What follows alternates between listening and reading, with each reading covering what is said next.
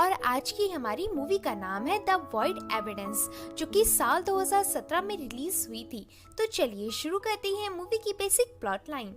तो मूवी की स्टार्टिंग में एक न्यूज एंकर बताती है, दिन ब दिन शहर में साइबर क्राइम की संख्या बढ़ती जा रही है। आजकल कोई भी अनजान आदमी किसी के भी प्राइवेट फोटोज आसानी से एक्सेस कर सकता है। ऐसे में पुलिस को एक गैरेज से किसी की डेड बॉडी मिली है। इन्वेस्टिगेशन के लिए पुलिस ने अभी के लिए उस जगह को सील कर दिया है। इतना बताते ही सीन कट होकर एक पियक्कड़ आदमी माइकल पर शिफ्ट होता है। माइकल पीछे मुड़कर देखता है कि उसका कोई काफी देर से पीछा कर रहा था। असल में ये वही साइबर किलर था जिसकी न्यूज चल रही थी। माइकल किलर के पास जाकर उसे पूछता है, तुम कौन हो?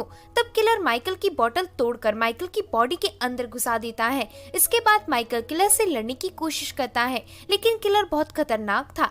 माइकल पूछता है, तुम्हें क्या चाहिए? इतने में ही ये सीन इधर एंड हो जाता है। आगे हम पुलिस स्टेशन देखती हैं। इधर शीरो अपने कैप्टन किम से कहता है, हमें एक अनजान नंबर से ईमेल रिसीव हुआ है। उस ईमेल में एक फुटेज है जिसमें कोई आदमी को बेरहमी से मार रहा है। तभी उसके पीछे खड़ी लेडी ऑफिसर जेनी कहती है, शायद वो एक लाइव फुटेज है। इसे सुन शीरो कहता है, तुम कौन हो? जेनी कहती है, मैं यहाँ फील्ड एक्सपीरियंस के लिए आई हूँ और ये रहा मेरा रिज्यूमे। शीरो रिज्यूमे लेकर कहता है, मैं तुम्हारे बारे में जानता हूँ, तुम एक ब्रिलियंट कॉप हो और तुम्हें फुल मार्क्स मिले हैं। इसे सुन जेनी खुश होती है। तभी किम कहता है, तुम्हारी बस एक ही कमजोरी है कि तुम बहुत जल्दी एक्साइटेड होकर क्राइम सीन में मुसीबत क्रिएट कर देती हो, इसलिए तुम्हें हमारे साथ सलीके से रहना होगा। ऐसा कहकर किम मॉनिटर रूम के अंदर चला जाता है। इधर मॉनिटर में सेंटर की भेजी गई वही फुटेज प्ले हो रही थी। इसे देखकर किम फुटेज को रिवाइंड करने कहता है, लेकिन असिस्टेंट बताता है कि ये फुटेज लाइव है और रिवाइंड नहीं हो सकती। इसे सुन किम वीडियो का बैकग्राउंड साउंड नोटिस करके कहता है, बैकग्राउंड से एयरक्राफ्ट के टेक ऑफ करने की आवाज आ रही है। एयरक्राफ्ट के आसपास वाले किसी इसी तरह की बिल्डिंग का लोकेशन फाइंड करो। असिस्टेंट कहता है, ये लोकेशन शियोंग फैक्ट्री का है। इसे सुन किम और शीरो उस लोकेशन की तरफ जाने लगती हैं। तभी जेनी कहती है, क्या ऑफिसर जेम भी आपके साथ जा रहे हैं, क्योंकि ये केस साइबर क्राइम से रिलेटेड है। इसे सुन शीरो जेनी की तरफ भड़कते हुए कहता है, यहाँ उस ऑफिसर का नाम मत लो। जेनी कहती है, क्यों? तब किम टोक कर कहता है, हमें किसी आदमी को बचाने जाना है, जल्दी करो। आगे ये सभी दबे पांव क्राइम लोकेशन में पहुंचती हैं। तभी इनकी नजर माइकल नाम के उसी विक्टिम पर जाती है। माइकल को इधर किलर ने बिल्डिंग में लटका रखा था। इतना देखते ही किम ऊपर खड़े किलर को देखता है। किलर अचानक से नीचे लाइटर फेंक देता है, जिससे पेट्रोल की वो पूरी फैक्ट्री वहीं जलकर राख हो जाती है। इसके बाद हम उसी पुराने ऑफिसर जेम को देखती हैं, जिसके बारे में पुलिस स्टेशन में बात करना भी मना है। दरअसल जेम्स को कुछ महीनों के लिए सस्पेंड किया गया है, इसलिए जेम्स एक इंटरनेट बार में ओवरटाइम जॉब कर रहा है। सस्पेंड रहने के बावजूद भी जेम्स न्यूज देखकर पुलिस के हर एक कदम पर नजर रखता है। आगे विक्टिम की लाश को क्राइम सीन से निकालकर फॉरेंसिक भेजा जाता है। तभी इधर शीरो को विक्टिम की गाड़ी में कुछ मिलता है। आगे शीरो कैप्टन किम को गाड़ी में चिपका हुआ टी का सिंबल दिखाता है। इसे देखकर किम कहता है, ऐसे सिंबल को क्राइम सीन में छोड़ने का मतलब है कि किलर हमें कुछ इन्फॉर्म करना चाहता है। देखने में ये चीज कोई पजल का हिस्सा लगता है। अगले सीन में किम, शीरो और जेनी उस आदमी के पास जाती हैं जिससे विक्टिम ने बहुत सारा लोन ले रखा था। इस आदमी का नाम जैंग था। जैंग कहता है, मैं माइकल को क्यों मारूंगा? हालांकि माइकल के पास मेरे बहुत सारे पैसे थे, लेकिन माइकल को मारकर मुझे क्या वो पैसे मिल जाते? किम कहता है, माइकल आईटी बैकग्राउंड से था और मैंने सुना है कि आप भी पहले आईटी वर्कर थे। जैंग कहता है, ठीक सुना है आपने। एक्चुअली उस काम से मैं तंग आ गया था। मुझे पूरे दिन वहाँ कोडिंग करनी पड़ती थी। कभी कभी मैं वहाँ जिक्सॉ भी खेलता था। तो इसे सुन किम को याद आता है कि विक्टिम की गाड़ी में बना हुआ वो टी शेप भी एक तरह का जिक्सॉ ही है। किम आगे कहता है, हमारे साथ कॉपरेट करने के लिए धन्यवाद, आप अभी यहाँ से जा सकती हैं। तो इसे सुन जैंग अपनी अंगूठी पर हाथ फेरते हुए घबरा कर वहाँ से चला जाता है। ऑफिसर किम जाते वक्त शीरो से कहता है, तुमने उसका रिएक्शन देखा? मैं चाहता हूँ कि तुम इस आदमी पर नजर रखो। माइकल का मर्डर सिर्फ एक शुरुआत है, अभी किलर और भी कई सारे मर्डर्स करेगा। जेनी कहती है, हमें इस पर ऑफिसर जेम्स की हेल्प मांगनी चाहिए, वो कंप्यूटर एक्सपर्ट है। लेकिन ये दोनों जेम्स से मदद मांगने के बिल्कुल खिलाफ थे। फिर हम रात का सीन देखती हैं।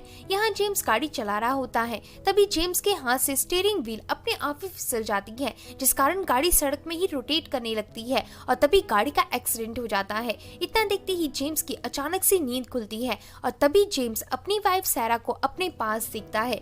सैरा को पता था कि जेम्स को फिर से उसी एक्सीडेंट वाला सपना आया होगा, इसलिए सैरा जेम्स को कंफर्टेबल फील कराने लगती है। दरअसल जो जेम्स ने सपना देखा था वो उसके साथ रियल लाइफ में हो चुका है। अगले सीन में जेम्स के ऑफिस में जेम्स से मिलने उसका डॉक्टर आता है। जेम्स कहता है मैं अब बिल्कुल ठीक हो चुका हूँ, शायद कुछ दिनों में मैं पुलिस टीम दोबारा से ज्वाइन कर सकता हूँ। डॉक्टर कहता है मैं वही चेक करने आया हूँ। अच्छा, क्या तुम्हारे सपने में अभी वो कार आती है जिससे तुम्हारा एक्सीडेंट हुआ था? जेम्स कहता है एक्सीडेंट मैंने नहीं किया था, बल्कि कार की स्टीयरिंग व्हील अपने आप ही घूमने लगी थी और मैं इसे कंट्रोल नहीं कर पाया। डॉक्टर कहता है स्टीयरिंग व्हील अपने आप नहीं घूम सकती, ये बस तुम्हारी मेमोरी है जो तुम्हें सपनों में ये सब दिखा रही है। कई बार इंसान जिस चीज को एक्सेप्ट नहीं कर पाता वो चीज उसकी याददाश्त उसे अलग तरह से दिखाने लगती है। इसका मतलब तुम अभी भी पूरी तरह से नॉर्मल नहीं हुए हो। तो इधर डॉक्टर की बात से फ्रस्ट्रेटेड होकर जेम्स ऑफिस से बाहर चला जाता है। इधर जेम्स की वाइफ सैरा ऑफिस के बाहर खड़ी थी। असल में डॉक्टर को आज सैरा ने ही बुलाया था। आगे हम जैनी को देखती हैं जो जेम्स पर नजर रख रही थी और जेम्स भी इस चीज को नोटिस कर लेता है। तभी उधर से कुछ बच्चे गुजरती हैं। तब तक जेम्स जैनी के पीछे आ चुका था, लेकिन जैनी खतरा समझकर जेम्स पर अटैक करती है, पर जेम्स जैनी पर ही भारी पड़ जाता है। जेम्स कहता है तुम पुलिस डिपार्टमेंट में नई भर्ती हुई हो ना? जैनी कहती है तुम्हें कैसे पता? जेम्स कहता है पंच मारते वक्त तुम्हारा हाथ काफी रिलैक्स था, जिसे मैंने ऑब्जर्व किया कि तुम नहीं हो, लेकिन तुम्हारा इंडेक्स फिंगर एक नॉर्मल इंसान से काफी सख्त है। इसका मतलब तुम्हारा प्रोफेशन पुलिस से जुड़ा हुआ है, मतलब तुम एक नई पुलिस ऑफिसर हो। जैनी कहती है आपने ठीक कहा, मैं यहाँ आपसे हाल ही में हुए मर्डर केस के लिए मदद मांगने आई हूँ। जैनी के ऐसा कहते ही वहाँ पर सैरा आ जाती है। जेम्स सैरा से प्यार करते हुए कहता है मैं तुमसे बाद में बात करता हूँ, तो इसे सुन जैनी वहाँ से चली जाती है। आगे रात को जेम्स अपने कंप्यूटर से इस मर्डर केस से रिलेटेड कुछ चीजें सर्च कर रहा था। इन्हें सर्च करने के बाद जेम्स जैनी को कॉल करता है। जैनी पूछती है क्या हुआ? जेम्स कहता है मुझे कुछ मिला है। अगले सीन में जैनी किम के ऑफिस जाकर कहती है मुझे आपको कुछ खास बताना है। दरअसल माइकल का सोशल मीडिया अकाउंट देखने पर मुझे पता चला कि माइकल का जैंग के साथ कोई कनेक्शन था, लेकिन कुछ दिनों पहले ही उन दोनों ने एक दूसरे को सोशल मीडिया से अनफॉलो कर दिया। दरअसल जैनी वही बोल रही थी जो उसे जेम्स ने फोन पर बताया था। जैनी आगे कहती है साथ ही मिस्टर जैंग एक आईटी प्रोफेशनल रह चुके थे और जो लाइव फुटेज हमें मिली थी वो फुटेज हाईली इंक्रिप्टेड थी। इसे उसने जैनी की बात काटते हुए किम कहता है इसे उसने रिबर्स आइलैंड वेबसाइट के जरिए इनक्रिप्ट किया होगा, जो हर दूसरा टेक्नोलॉजी एक्सपर्ट यूज करता है। जैनी को भी जेम्स ने एक्जैक्ट यही बताया था। जैनी आगे किम को रिबर्स आइलैंड साइट में मिस्टर जैंग का अकाउंट और प्रोफाइल भी दिखाती है। जैनी कहती है मैंने इस प्रोफाइल के काफी सारे कमेंट्स पढ़े, इनमें से बहुत सारे कमेंट्स में मिस्टर जैंग ने कर्जदारों को फांसी से लटकाकर उन्हें जलाकर मारने की बात लिखी थी। अगर याद हो तो माइकल को भी इसी तरह से मारा गया है। इसे सुन किम कहता है जेम्स की सोच मुझसे मिलती जुलती है, इसका मतलब तुमने ये सब जेम्स को बता दिया है। जैनी कहती है आखिर आपका डिपार्टमेंट जेम्स से इतनी नफरत क्यों करता है? तब किम जैनी को जेम्स की स्टोरी बताता है और तभी हम फ्लैशबैक में देखती हैं कि जिस वक्त जेम्स डिपार्टमेंट में था उस समय मिस्टर वॉन जो कि जेम्स के टीचर थे वो अपनी वेबसाइट से लोगों के पर्सनल डाटा कलेक्ट करते हुए पकड़े गए थे और इसी बदनामी से बचने के लिए मिस्टर वॉन ने सुसाइड कर लिया था। जेम्स के दोस्तों ने सुसाइड के बाद मिस्टर वॉन्ग के बारे में न्यूज में यही बयान दिया था कि उन्होंने जेल जाने के डर से सुसाइड कर लिया है। ये बात इधर जेम्स को अच्छी नहीं लगी थी, इसलिए जेम्स के दोस्त जेम्स से माफी मांग रहे थे। यहाँ जेम्स को यकीन था कि उसके टीचर कभी कोई गलत काम नहीं कर सकती। इधर जेम्स ड्रिंक नहीं करता क्योंकि उसे आज गाड़ी चलानी थी। आगे जेम्स गाड़ी चलाते हुए अपने दोस्तों को उनके घर ले जाने लगता है। तभी जेम्स के हाथ से स्टीयरिंग व्हील अपने आप ही फिसल जाती है, जिससे गाड़ी का एक्सीडेंट हो जाता है। एक्सीडेंट के बाद तीनों में से बस जेम्स ही किसी तरह से गाड़ी से जिंदा बाहर निकलता है और तभी उसी वक्त गाड़ी वहीं ब्लास्ट हो जाती है, जिससे जेम्स के दोनों पुराने दोस्त मर जाती हैं। इसके बाद वहीं किम और बाकी पुलिस वाले पहुंचते हैं। इन्हें लगता है कि ये एक्सीडेंट जेम्स ने जानबूझकर करवाया था ताकि अपने टीचर के सुसाइड का बदला ले सके। अगले दिन किम की टीम ने मिस्टर जैंग को अरेस्ट कर लिया था, जिस कारण न्यूज और मीडिया वाले पुलिस से इंटरव्यू लेने आए थे क्योंकि जैंग शहर का बहुत अमीर आदमी था। इसी बीच जैंग की गर्लफ्रेंड ताकागिरी पुलिस स्टेशन में घुस जाती है। तभी मीडिया के आगे किम आकर कहता है उस किलर को ढूंढने के लिए हमारी मिस्टर जैंग से जांच करना बहुत जरूरी है और हम आपको नहीं बता सकती कि मिस्टर जैंग अभी कहाँ है। ऐसा कहकर किम वहाँ से चला जाता है। तभी वहाँ खड़े सभी रिपोर्टर्स के फोन में एक वीडियो सेंड होती है। जब किम चेक करता है तो इस वीडियो में किलर मिस्टर जैंग को टॉर्चर कर रहा था, यानी किलर पुलिस वालों के सामने से जैंग को ले गया। तभी दूसरी तरफ जेम्स को जेनी का कॉल आता है। जेनी कहती है हमें फिर से एक वीडियो रिसीव हुई है। इसे सुन जेम्स उसी वक्त उस वीडियो फुटेज का लोकेशन ट्रैक करने में जुट जाता है। दूसरी तरफ जेनी ताकागिरी को सांत्वना दे रही थी, तभी ताकागिरी के पास कोई पार्सल लेकर आता है। जब ताकागिरी देखती है तो इस पार्सल के अंदर जैंग का कटा हुआ हाथ था। ये सब वहीं खड़ा किम देख लेता है और पार्सल डिलीवर करने वाले लड़के का पीछा करता है, लेकिन इस आदमी को बस पैसे देकर हायर किया गया था और ये किलर को बिल्कुल नहीं जानता था।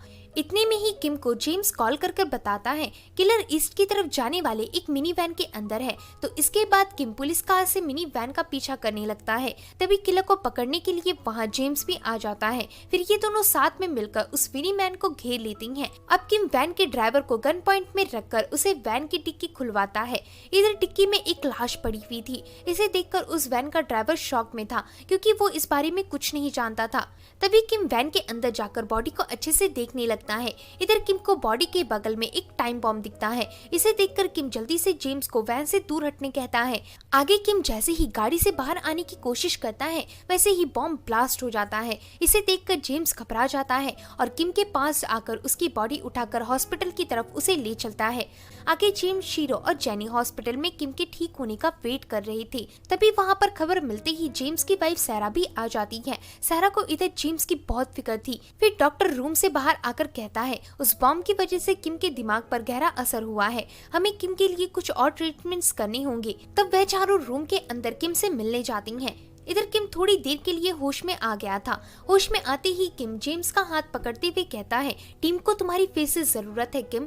अगले दिन से जेम्स किम के कहे अनुसार ऑफिस ज्वाइन कर लेता है। इधर जेनी जेम्स को बताती है कि मिस्टर जैंग के मर्डर के वक्त हमें उनकी भी गाड़ी से एक कोड मिला था। अब जेम्स उन दोनों क्राइम सीन से मिले कोड को जोड़कर देखता है तो इसे देखने से जेम्स को याद आता है कि ऐसा ही कोड उसके टीचर वोंग द्वारा लिखे हुए बुक में बना हुआ था। फ्लैशबैक में दिखाया जाता है कि जेम्स के टीचर बहुत प्रोफेशनल कंप्यूटर प्रोग्रामर थे और जेम्स उनके पास लास्ट टाइम जो बुक लेकर गया था उसमें भी ठीक इसी तरह के कोड्स मार्क थे।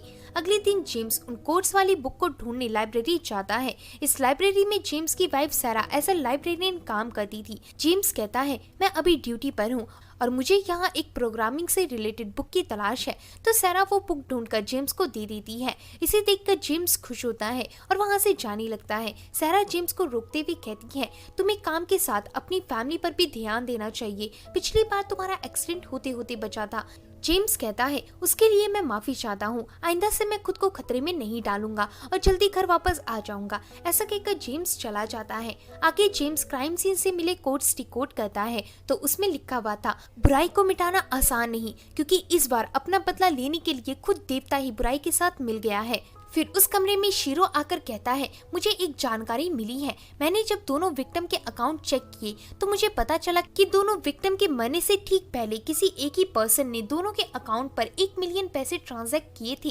तभी जेनी कहती है उस आदमी का पता लगाओ। शीरो कहता है उसका मैंने ऑलरेडी पता लगा लिया है, उस आदमी का नाम ह्यूडो है। अगले दिन जेनी और शीरो बाकी पुलिस ऑफिसर्स के साथ ह्यूडो के ऑफिस जाती हैं। दूसरी तरफ हम जेम्स को पार्किंग लॉट में देखती हैं। इधर एक गाड़ी में ह्यूडो बैठा हुआ था। जेम्स ह्यूडो को बताता है कि मेरा फोन डेड हो गया है, क्या मैं आपके फोन से कॉल कर सकता हूँ। तब ह्यूडो जेम्स को अपना फोन दे देता है और ये सीन यहीं कट होता है। अगले सीन में ऑफिसर शीरो और जेनी ह्यूडो से इन्वेस्टिगेशन कर रहे थे। शीरो कहता है माइकल और जैंग को आपने कुछ पैसे दिए थे, अब वे दोनों मर चुके हैं। इसे सुन ह्यूडो थोड़ा शॉक होता है। इन्वेस्टिगेशन के दौरान हम जेम्स को देखती हैं। जेम्स ह्यूडो के डिपार्टमेंट ऑफ टेक्नोलॉजी में जाकर वर्कर्स को अपना बैच दिखाता है। आगे एक असिस्टेंट ह्यूडो के पास आकर बताती है आपके डिपार्टमेंट ऑफ टेक्नोलॉजी में एक पुलिस ऑफिसर कुछ ढूंढने आया है। तो इसे सुनने के बाद ह्यूडो के होश उड़ जाते हैं और वह वहाँ से चला जाता है। अगले सीन में जेनी भी उस कमरे में पहुँचती है जहाँ जेम्स था। इधर जेम्स जेनी को बताता है कि ह्यूडो के बनाए गए सॉफ्टवेयर के अंदर एक बैकडोर है, उसके यूज से ह्यूडो किसी की भी पर्सनल इंफॉर्मेशन अपने पास रख सकता है। जेनी कहती है लेकिन इस तरह के बैकडोर्स तो डिवाइस में इजीली डिटेक्ट हो जाती हैं। जेम्स कहता है इसलिए इस बैकडोर को ह्यूडो ने सॉफ्टवेयर से ज्वाइन करवा कर बनाया था। ताकि ये आसानी से डिटेक्ट ना हो सके। वैसे यूडो कहाँ है, हमें उसे अरेस्ट करना है। फिर सीन शीरो पर शिफ्ट होता है। शीरो यूडो को ढूंढने कमरे से बाहर आता है, पर यहाँ शीरो को खिड़की खुली हुई मिलती है। इसका मतलब यूडो यहाँ से भाग गया था। आगे हम यूडो को देखते हैं जो अपने ड्राइवर को ट्रेन स्टेशन जाने को कह रहा था ताकि वह वहाँ से एयरपोर्ट पहुँच सके, लेकिन इस गाड़ी में ड्राइवर के भेष में किलर था। दूसरी तरफ जेम्स और जैनी यूडो का लोकेशन ट्रैक करके उसके पास जा रहे थे। जेम्स बताता है, मैंने पार्किंग में यूडो से उसका फोन मांगकर उसमें लोकेटर सेट कर दिया था, जिस कारण वो कहीं भी जाएगा उसका हमें पता रहेगा। आगे इसी तरह से जेम्स यूडो की गाड़ी के पास पहुंचता है। इधर गाड़ी के पास किलर जेम्स को देखकर वहां से भागने लगता है। फिर जेम्स कार की तरफ पहुंचता है तो उसे इधर मिस्टर यूडो की बॉडी में टाइम बॉम्ब दिखता है। दूसरी तरफ हम जैनी को देखते हैं जो किलर को पकड़ने भाग रही थी। तभी किलर भागते भागते नीचे एक गाड़ी दिखता है। इसे देखकर किलर जल्दी से पास के एक लैंप पोस्ट पर जंप करता है और सीधा गाड़ी के ऊपर जाकर गिरता है, जिससे किलर को चोट नहीं लगती। वहीं जब जैनी उधर जाकर देखती है तब तक किलर काफी दूर निकल गया था। दूसरी तरफ जेम्स यूडो की गाड़ी को एक सुनसान इलाके पर लाता है ताकि किसी की जान बॉम्ब ब्लास्ट होने से ना जाए।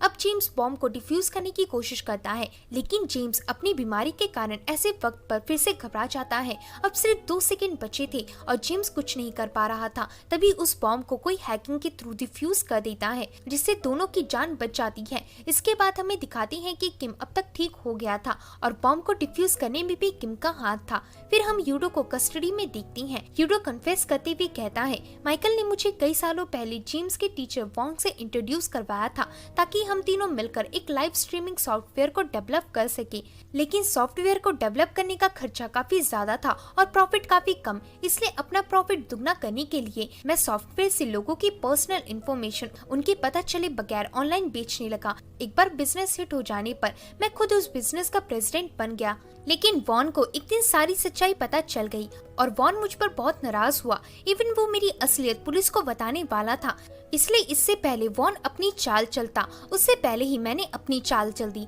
और वॉन के अकेले बनाए गए सॉफ्टवेयर पर मैंने अपना वाला झूठा इल्जाम डाल दिया। इसमें मेरी मदद माइकल ने भी की थी, लेकिन वॉन यहाँ नहीं रुकने वाला था। वॉन के पास मेरे सॉफ्टवेयर के सारे इंफॉर्मेशन के डाटा एक चिप में मौजूद थे।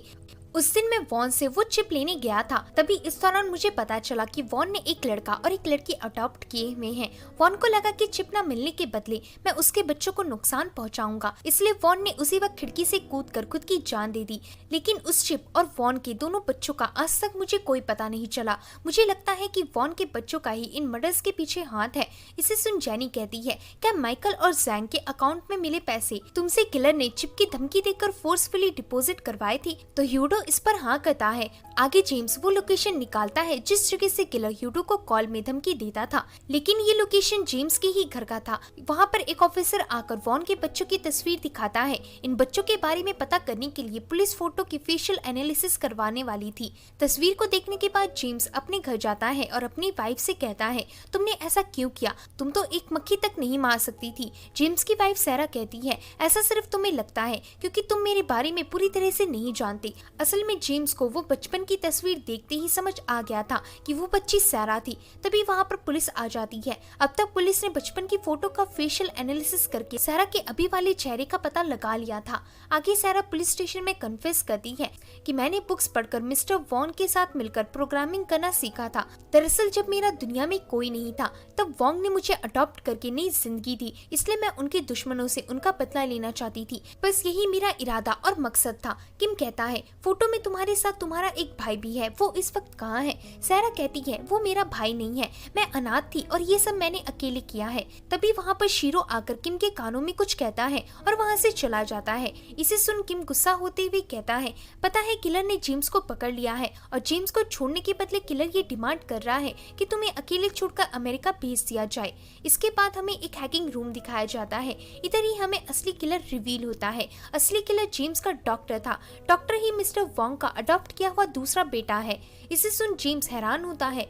डॉक्टर कहता है, मिस्टर वॉन्ग ने मुझ पर बहुत सारे एहसान किए थे, लेकिन उनके खुद के साथ बहुत बुरा हुआ। डॉक्टर के ऐसा कहते ही मूवी फ्लैशबैक में जाती है। असलियत में उस रात यूडो ने वॉन्ग को साफ धमकी दी थी कि अगर उसने उसे वो चिप नहीं दी तो वो उसके बच्चों को मार डालेगा। इसे सुन वोंग ने कहा, इसमें मेरे बच्चों को मत जोड़ो, लेकिन यूडो चिप के लिए कुछ भी कर सकता था। इसे सुन वोंग यूडो के सामने the count of Monte Cristo novel का एक डायलॉग बोलता है और फिर छत से कूदकर मर जाता है। इस हादसे के कुछ दिनों बाद सैरा और डॉक्टर अपने फादर की फेवरेट बुक देखती हैं। इस बुक में ही वो चिप थी जिसके अंदर यूडो के सारे काले घोटाले थे। जेम्स कहता है, तुम वो चिप पुलिस के हवाले भी कर सकती थी। डॉक्टर कहता है, क्या तुम्हें लगता है कि मैं उस पुलिस की हेल्प मांगूंगा जिसने मेरे फादर के मरने के बाद उन्हें कायर बोल दिया? उल्टा मैंने उन ऑफिसर्स को मार डाला जो मेरे फादर के केस पर काम कर रहे थे। मैंने उन ऑफिसर्स की गाड़ी का स्टीयरिंग व्हील पहले ही खराब कर रखा था, जिस कारण वह सारे ऑफिसर रोड एक्सीडेंट में मारे गए। तो इसे सुन जेम्स समझ जाता है कि वो हादसा असल में उसकी वजह से नहीं हुआ था। ऐसा सब बताकर डॉक्टर जेम्स को मारने लगता है क्योंकि जेम्स अब उसकी असलियत जान गया था। लेकिन तभी वहाँ पर सैरा पुलिस वालों के साथ आकर डॉक्टर को रोकने कहती है। डॉक्टर कहता है, तुम पुलिस वालों ने मुझसे झूठ बोला कि तुमने सैरा को छोड़ दिया है। ऐसा कहकर डॉक्टर जेम्स का गला दबाने लगता है। तभी सैरा कहती है, असल में मैं खुद कहीं नहीं जाना चाहती थी। हम दोनों ने मिलकर कई सारे गलत काम किए हैं और अब वक्त आ गया है कि हम इसे रोक दें। तो इसे सुन डॉक्टर जेम्स को छोड़ देता है। डॉक्टर को पता चल गया था कि सैरा अपने हस्बैंड से ज्यादा प्यार करती है। डॉक्टर अपनी जेब में हाथ डालकर कुछ निकालने लगता है, पर इतने में ही एक स्नाइपर बहुत दूर से डॉक्टर को शूट करके वहीं मार डालता है। यहाँ डॉक्टर अपनी जेब से बस एक हेयर क्लिप निकाल रहा था। इसे देखकर सैरा डॉक्टर के पास जाकर फूट फूट कर रोने लगती है। अगले दिन पुलिस वालों को डॉक्टर के घर से यूडो के घोटाले वाली चिप मिलती है, जिससे ये लोग यूडो को जेल भिजवाएंगे। वहीं इस सब के बाद सैरा को जेल ले जाया जाता है। जेल जाते वक्त जेम्स सैरा से कहता है, मैंने हमेशा एक अच्छा ऑफिसर बनने की कोशिश की और एक अच्छा हस्बैंड नहीं बन पाया, लेकिन तुम्हारे जेल से आने के बाद मैं कोशिश करूंगा कि मैं तुम्हें समझ सकूं। फिर इसके बाद सैरा को वहां से ले जाया जाता है। इसके कुछ दिनों के बाद हम स्क्वाड टीम को देखती हैं। स्क्वाड टीम में जेम्स फिर से शामिल हो गया था और इसी के साथ ये मूवी एंड हो जाती है। तो होप है कि दोस्तों आपको ये मूवी पसंद आई होगी। अगर वीडियो पसंद आता है तो वीडियो को लाइक और चैनल को सब्सक्राइब करें। मिलते हैं एक और ऐसे ही मजेदार वीडियो के साथ। तब तक के लिए आप अपना ध्यान रखें।